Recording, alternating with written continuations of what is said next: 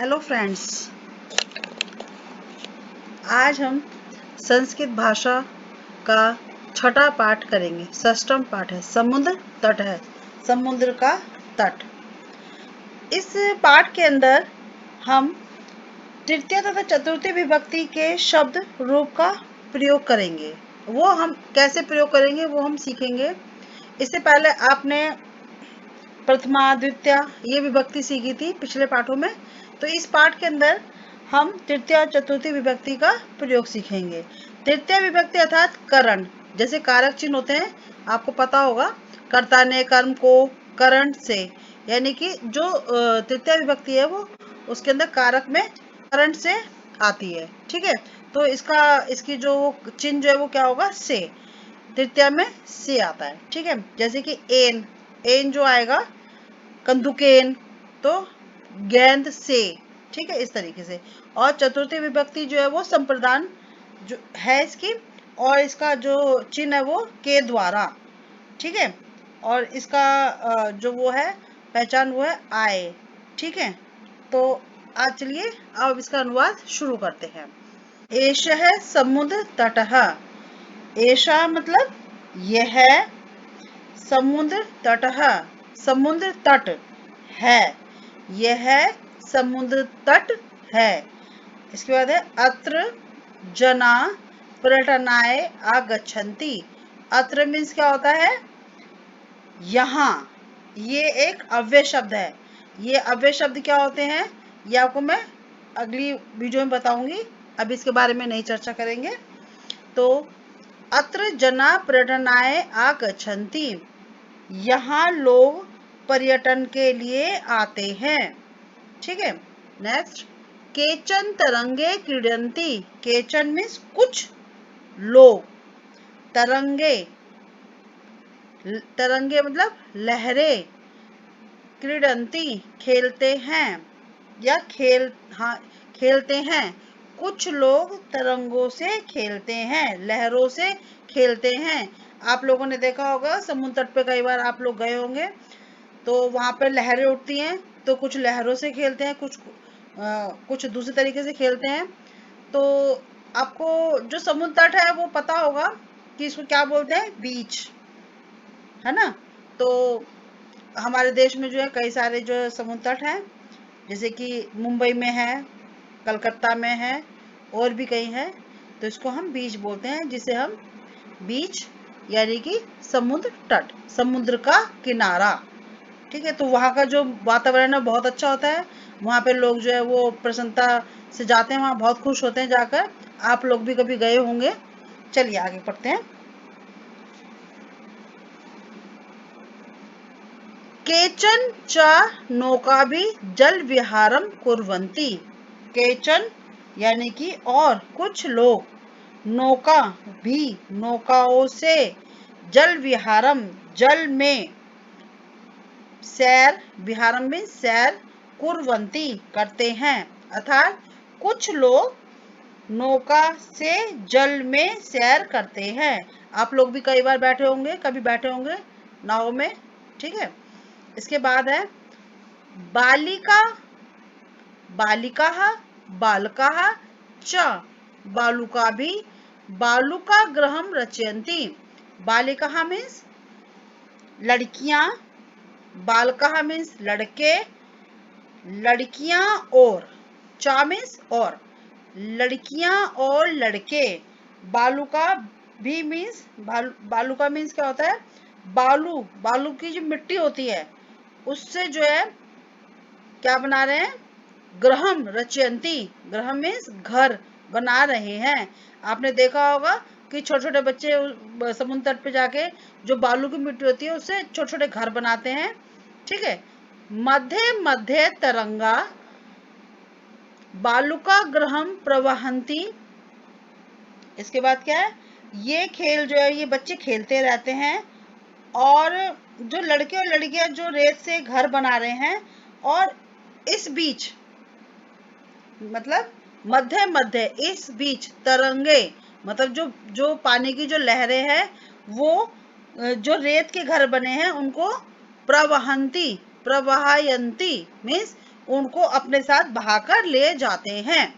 जैसे बच्चे बनाते हैं, फिर तरंग आती है, एकदम से लहर आती है, जो घर बने हुए होते हैं उनको अपने साथ बहाकर ले जाती है। ठीक है, इसके बाद एषः क्रीड़ा प्रचलति एव, यह क्रीड़ा, यह खेल, क्रीड़ा मीन्स खेल, प्रचलति एव मतलब चलता ही रहता है। ये जो खेल, ये बच्चे जो है वो खेलते ही रहते हैं। अब नेक्स्ट है समुद्र तटा न केवलम पर्यटना स्थानानि, मतलब समुद्र के तट न केवल पर्यटन स्थल है, बल्कि अत्र मत्स्य जीवनम, मतलब बल्कि यहाँ, अत्र मीन्स यहाँ, मत्स्य जीवनम, मत्स्य जीवनम, मत्स्य जीवनम मतलब मछुआरे, अपि स्वजीविका चालयन्ति, मतलब जो मछुआरे हैं वो अपनी आजीविका भी यहीं से चलाते हैं। कैसे चलाते हैं? इस समुद्र में से जो है मछलियां पकड़ते हैं, फिर उनको बाजार में जाकर उनको जो है बेचते हैं और फिर अपना जीवन निर्वाह वो करते हैं। ठीक है, चलिए अब नेक्स्ट पढ़ते हैं। अस्माकं देशे बहवः समुद्र तटः सन्ति, क्या मतलब? अस्माकं मीन्स हमारे देश में,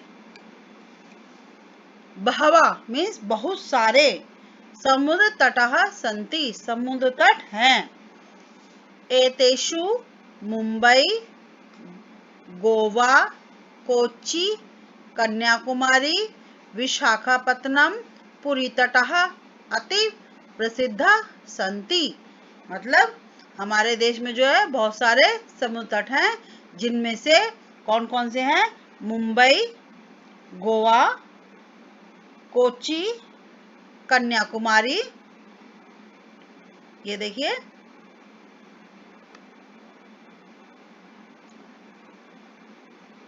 कन्याकुमारी, विशाखापत्तनम और पुरी। ठीक है, ये सारे जो है वो एक प्रसिद्ध समुद्र तट हैं। ठीक है, इसके बाद अति प्रसिद्ध संति, बहुत प्रसिद्ध हैं।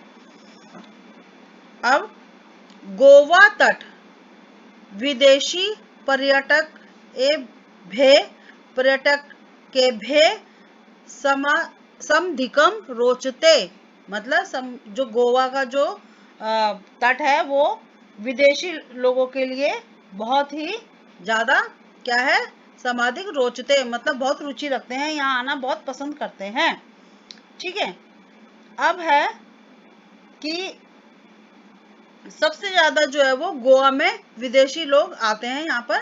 ठीक है, अब है विशाखापत्तनम तटः विदेशी का व्यापाराय प्रसिद्ध, मतलब जो विशाखापट्टनम तट है वो विदेशों से व्यापार करने के लिए, विदेशी व्यापार के लिए प्रसिद्ध है। ठीक है, इसके बाद है विशाखापत्तनम तट है, ये तट है विदेशी का व्यवसाय प्रसिद्ध, ये विदेशी व्यापार के लिए बहुत प्रसिद्ध है। इसके बाद है कोची तट नारिकेल फलेभ्य ज्ञाते, इसके बाद इसका क्या है कि जो कोची का जो तट है वो नारियल के फलों के लिए जाना जाता है। नारिकेल फलेभ्य, नारिकेल का मतलब होता है नारियल। ठीक है, इसके बाद मुंबई नगर से जुहू तटे सर्वे जना स्वेरम विहरंती, मतलब जो मुंबई का जो तट है वहां पर जुहू है, आप लोगों ने नाम सुना होगा इसका। ठीक है, तो जुहू तट पर लोग जो है वहां पर घूमते हैं, खुशी से घूमते हैं और खुश होते हैं। इसके बाद चेन्नई नगर से मेरीना तट देशस्य सागर तटेषु दीर्घतम, और जो चेन्नई नगर का जो मेरीना तट देश के सागर के तटों में सबसे लंबा है। दीर्घतम में सबसे लंबा है, ये सबसे लंबा है। ठीक है, इसके बाद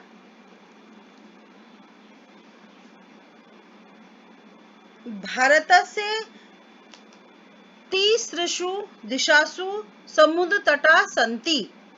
इसका मतलब क्या है? भारतस्य, भारत के तीसृषु तीन दिशासु तीन दिशाएं, समुद्र तटा सन्ति मतलब उसकी जो है तीन साइड्स जो है वो समुद्र तट से टच करती हैं। ठीक है, क्या मतलब है कि भारत के की जो तीनों दिशाएं हैं वो समुद्र तट है। ठीक है, अस्मात् एव कारणात् भारत देशः प्रायद्वीपः इति कथ्यते। इसलिए भारत देश को प्रायद्वीप भी कहा जाता है।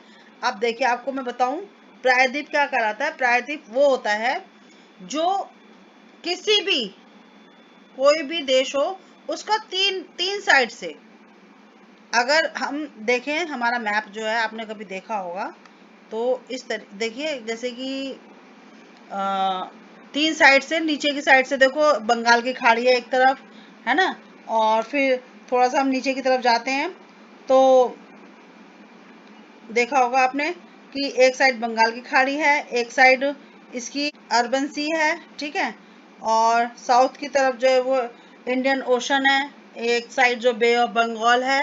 ठीक है, इसकी जो है तीनों साइड इस तरीके से समुद्र तट से लगी हुई है, तो इसको हम प्रायद्वीप भी कहते हैं। जैसे कि देखो, पूर्व दिशायाम बंगोपसागर है, मतलब जो पूर्व दिशा की तरफ है वहां पर बंगाल जो है वो बंगाल की खाड़ी है। ठीक है, और जो दक्षिण दिशाया हिंद महासागर है, और जो दक्षिण दिशा की तरफ जो है वो हिंद महासागर है, और पश्चिम दिशाया च अरब सागर है, और जो पश्चिम दिशा है वहां पर अरब सागर है। ठीक है, तेषां त्रयाणाम अपि सागराणाम संगम कन्याकुमारी तटे भवति। अब क्या है कि अरब सागर, जो ये तीनों सागर जो मैंने आपको बताए, ये तीनों सागरों का जो है कन्याकुमारी के तट पर जो है वो संगम होता है, वहां मिलन होता है। तो यहाँ पर क्या कहते हैं, अत्र पूर्णिमायाम चंद्रोदय सूर्यास्तम च युग देव दृष्टुम शक्यते।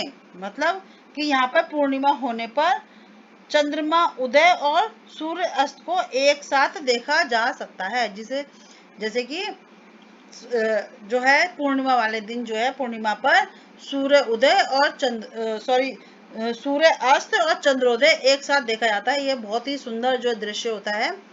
तो इसमें जो है हमने समुद्र तट के बारे में बताया, अपने भारत देश के बारे में बताया कि हमारा देश जो है वो एक प्रायद्वीप है। और प्रायद्वीप किसे कहते हैं इसके बारे में भी आपको थोड़ी जानकारी मिली होगी कि जो तीन साइड से जो है ये क्या कहते हैं, जो सागर ये जो होते हैं इनके साथ टच होता है तीन साइड से, तो वो प्रायद्वीप कहलाता है। ठीक है, तो अब हम इसके थोड़े से शब्दार्थ देखते हैं। समुद्र तटः, समुद्र का किनारा। पर्यटनाए, घूमने के लिए। तरंगे, लहरों से या लहरों के साथ। नौका भी, नौकाओं के द्वारा। जल विहारम, जल क्रीड़ा, मतलब जल में नौका के साथ जो घूमते हैं उसको जिसे बोटिंग भी बोलते हैं। बालू का भी, बालू का भी, बालुओं से मतलब बालू की मिट्टी जो होती है उससे। बालू का ग्रहम, मतलब बालू का घर, जो छोटे बच्चे बनाते हैं या कई बार वहां जाते हैं बीच पर, वहां बनाते हैं। मध्य मध्य, बीच बीच में।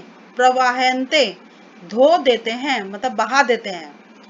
प्रचलित, प्रचलती एव, चलती रहती है मतलब प्रचलित। ठीक है, अब पर्यटन स्थानानि, घूमने की जगह। मत्स्य जीवनम, मछुआरे। स्वजीविकाम, अपनी जीविका को। चालयंती, मतलब चलाते हैं। अतीव, बहुत अधिक। ठीक है, और स्वेरम, बेरोक टोक मतलब अपनी इच्छा से। विहरती, घूमते रहते हैं, टहलते हैं। दीर्घतम, सबसे लंबा। प्रायद्वीपः, तीन तरफ से जल से घिरा हुआ कोई भी भूभाग, जिसे पेनिनसुला भी बोलते हैं। संगमा, मिलन। युग, युग देव यानी कि एक साथ।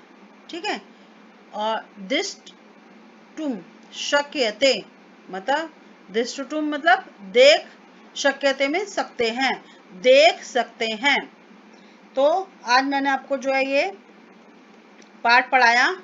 देखिए इस पाठ में जो है मैं आपको एक बता देती हूँ छोटा सा करके, कि ये जो है वो पास से देख रहे हैं तो इसलिए उन्होंने बोला एशा है, यानी कि यह है समुद्र तट है, यह समुद्र तट है। यहाँ पर लोग पर्यटन के लिए आते हैं और कुछ लोग लहरों से खेलते हैं और कुछ नौकाओं के जल में सैर करते हैं। उनमें से कुछ बच्चे जो है वो खेल रहे हैं, कुछ बड़े लोग भी खेल रहे हैं, और लड़के और लड़कियां जो रेत के घरौंदे बना रहे हैं, रेत के घर बना रहे हैं। और इस बीच जो लहरें आ रही हैं वो उन घरों को जो अपने साथ बहाकर ले जा रहे हैं। और ये खेल जो है वो कभी बनाते हैं, फिर लहरें आती हैं, फिर बनाते हैं, फिर लहरें आती हैं, वो बहाकर ले जाती हैं। तो ये खेल जो है वो चलता ही रहता है। समुद्र के तट जो है वो केवल घूमने की जगह ही नहीं है, वहाँ पे मछुआरे अपनी जीविका भी चलाते हैं, वहाँ से मछलियाँ पकड़ के बाजार में बेचते हैं और अपना जीवन यापन करते हैं।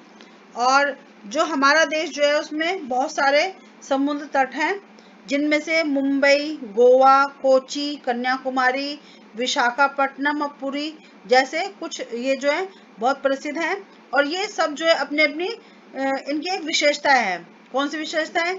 जो विदेशी पर्यटन आते हैं, ठीक है, पर्यटक जो आते हैं उनको गोवा जो है वो उनके लिए बहुत ज़्यादा अट्रैक्शन वाला होता है, उनको बहुत ज़्यादा पसंद आता है और वहाँ पे बहुत ज़्यादा आते हैं लोग। और विशाखापट्टनम जो है वो विदेशी व्यापार के लिए प्रसिद्ध है। और कोची नारियल के लिए, जो नारियल का फल होता है उसके लिए प्रसिद्ध है। और मुंबई का जो जुहू तट है वो, वहाँ पर लोग जो घूमते हैं और मतलब कि अपनी मर्जी से, अपनी इच्छा से जहाँ मर्जी घूम सकते हैं उस किनारे पर। और चेन्नई नगर का मेरिना तट जो है वो बहुत लंबा है, वो सबसे लंबा है, ठीक है।